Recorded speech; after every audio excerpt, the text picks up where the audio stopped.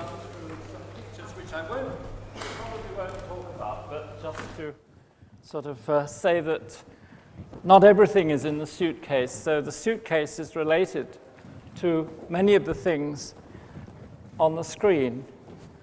And I suppose the suitcase is sort of symbolic in the sense of carrying around baggage, although I don't travel every day with this suitcase. But it's really about being an architect, which I am, and having a lot of baggage, which I carry around with me in my head or otherwise, and things that one encounters.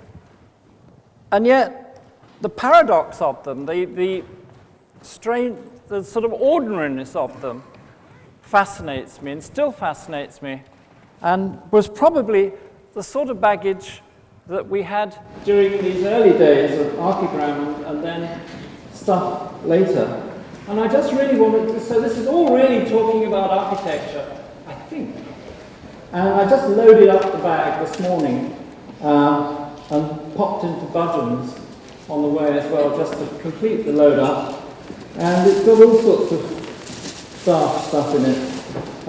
I suppose this, in a sense, symbolises it all, that we do put our art in a bag. I have given many, many lectures over the years, and the thing about lecturing is that, of course, it's post-rationalization. You've done something, or you've seen something, or you've heard something, or you've hung out somewhere, and somebody asks you to talk about it, and you spend a few hours putting it together. And over the many years I've been doing this, of course, in the first period, until relatively recently, really, one put them on things that looked like this. They were packages. They were technologic as far as technology went, as far as the history of photography went.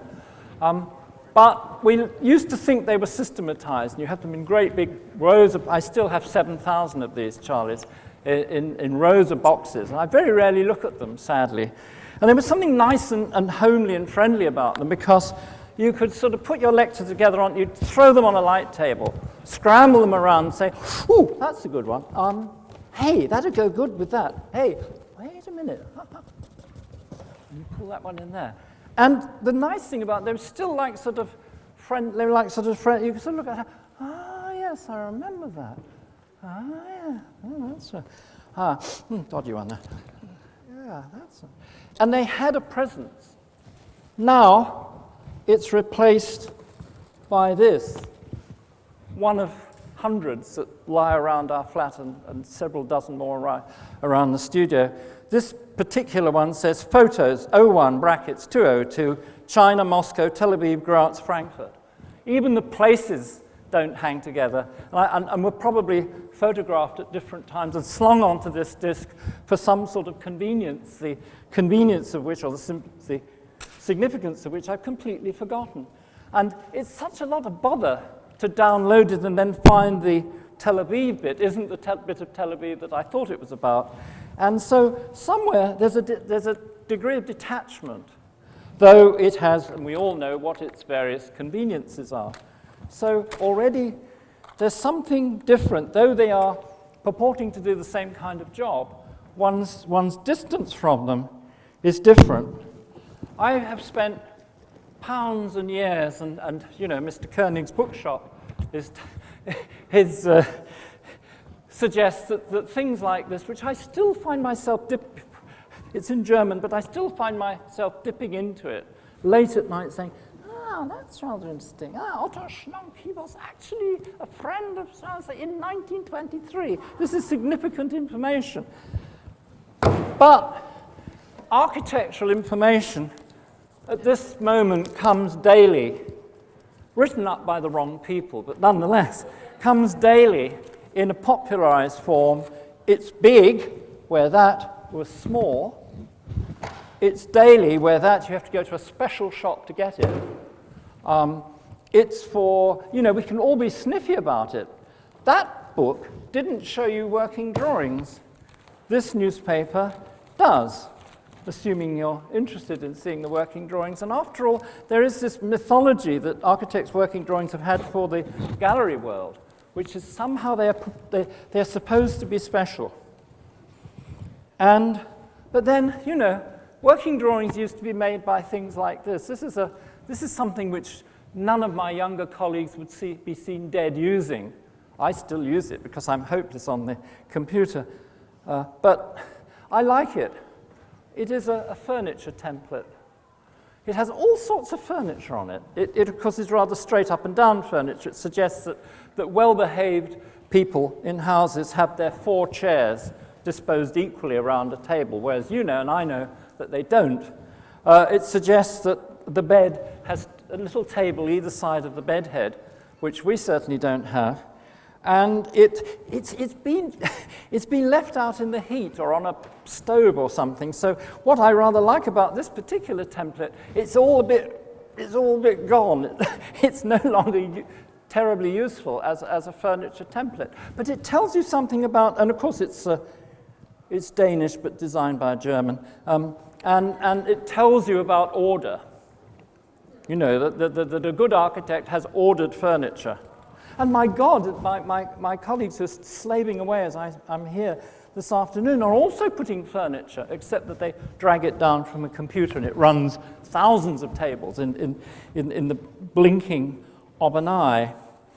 So this whole business about the orthodoxy of how you hold information, how you exchange information, whether you put it in a bag, we love it and we hate it at the same time. A couple or more years ago, doing a pavilion in Venice, I did what we all do, which is to make a catalogue. And we played with the catalogue. We distorted it. But it's still a book. It's still in this tradition. It doesn't do anything more. Don't be deceived by the funny shape and the chirpy colors and us inside it wearing hats and funny things. It is actually just as orthodox as this, but one is tempted, as all sort of traditionalists and academics are, one's tempted to try and push the edges. The architect of this room was a student of mine for a whole week many years ago, and I've met him on and off several times, and in fact he was on the jury that gave us the Kunsthaus, so he's a lovely guy. He's a lovely, wonderful guy, and he is actually Smasher Tredel Thorsen and Kettil. And this is also, I think, in the solid Nordic, spooky, quasi-religious tradition of temporary buildings.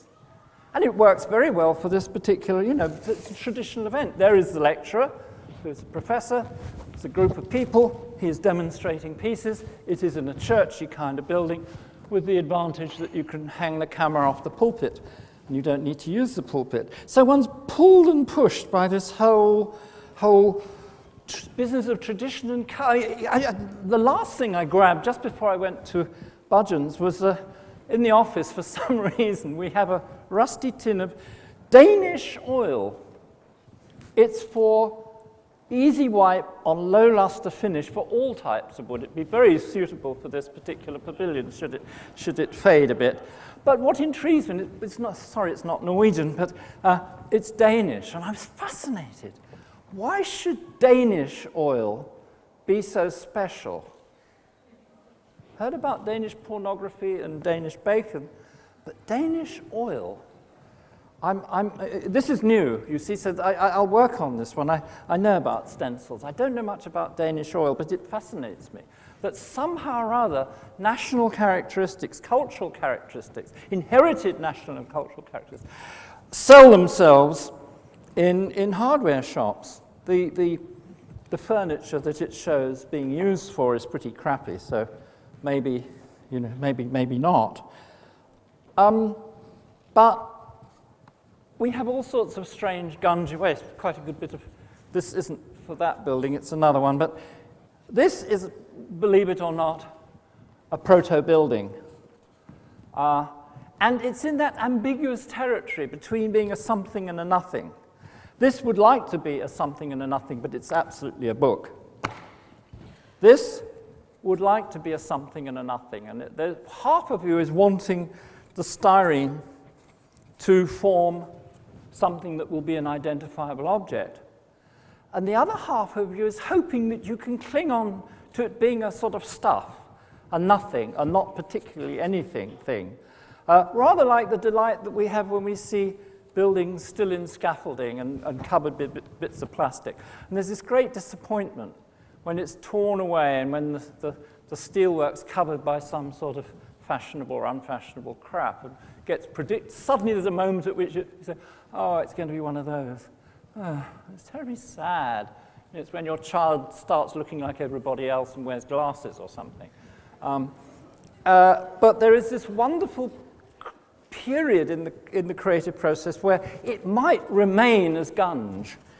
And that leads me comfortably to the idea of gunge. This is a project we did, it might have cropped up on the wall there, I'm not sure, which was about gunge. It was a competition which we'd never heard whether we got it, didn't get it, or sideways. I suspect we didn't get it, but it was a competition for temporary screens for the city of Madrid to use on building sites and for events such as this. And we decided to go for gunge, to go for that sort of collection of ambiguous material that you might find in tips and on slag heaps and the back of people's God knows what, and you slurp it all together. You mix it with cement and you slurp it and you make a kind. So this is about a person on this is about that high.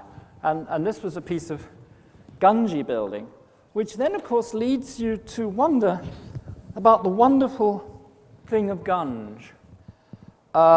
When one does rough drawings like these are just, actually, this is going to look like something by Monday. And it's all sitting on the computer now, and it will actually look like something by Monday. We have a very important meeting to discuss it. But at this stage, it's a 5-minute drawing, replaced by another 5-minute drawing, replaced by another 5-minute drawing, replaced by another 5-minute drawing, and several others which I won't embarrass myself by bringing here. It then goes through stages at which it starts to go on the computer and starts to look like something, at which point the gunge moment perhaps is nearly lost, except that it's using all kinds of technologic, or if built, would use all kinds of technologic weird shit that will include gungy things. So I'm intrigued by gunge, and all I did then before I came out was to raid our sort of DIY corner, which my wife is highly embarrassed by anyway, and found that we do actually have all sorts of gunge. There's one gunge called quick fix and grout. You do certain things with grout, and I sort of get it very terribly mixed up with this one because the tube looks similar, but this is no more cracks, 5-minute filler. And there's, of course, a whole, presumably chemists and other such people know the difference between grout and filler, and between filler and 5-minute filler, or wood filler.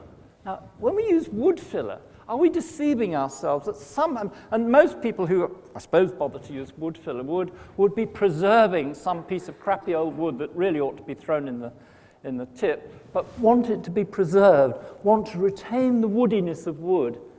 But they're just using another chemical mix of gunge in the same tube with the same top on it.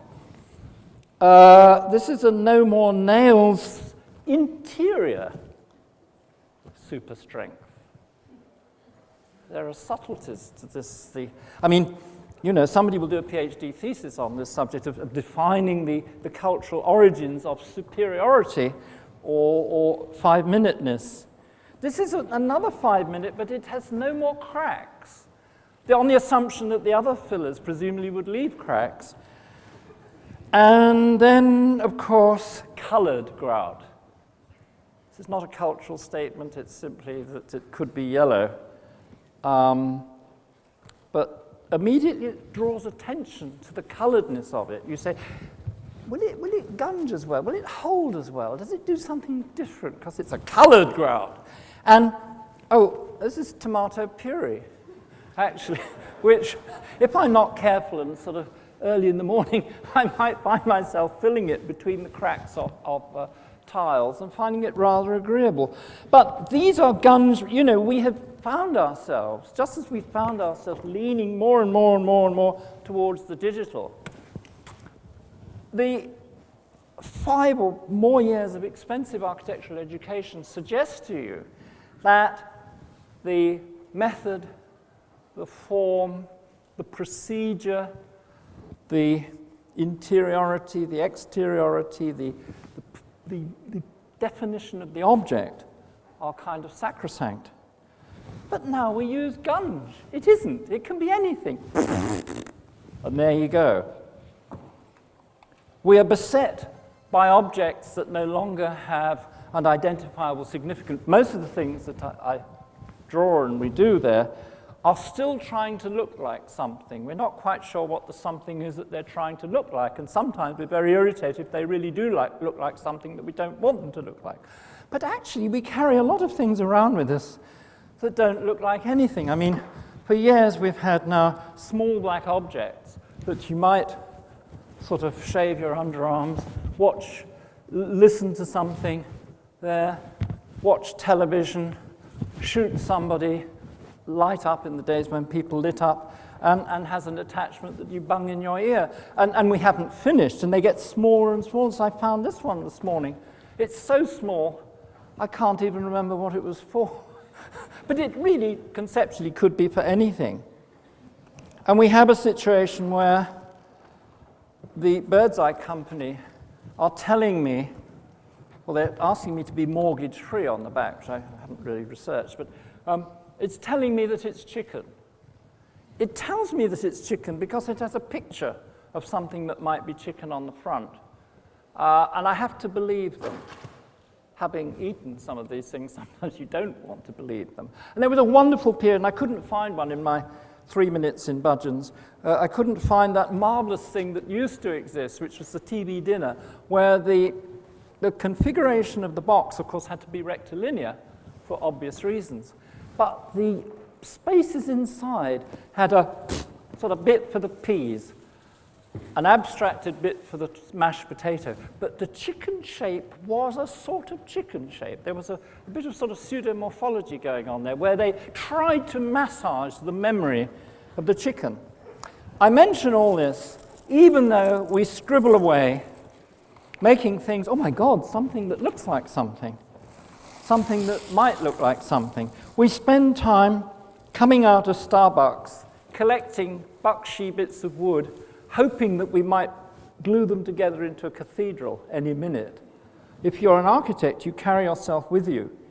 You collect bits and pieces, wondering what they might be, trying to remember what they were supposed to be, and hoping that you might be able to appropriate them, because in the end, the creative architect is a magpie. We use all of these things. And maybe we will always have this paradox of it wanting it to be like something, wanting it to look like something, though at this particular moment in history, much more fascinated by the thing that we don't quite know what it is. It might be something absolutely marvelous, I think. That's it. End.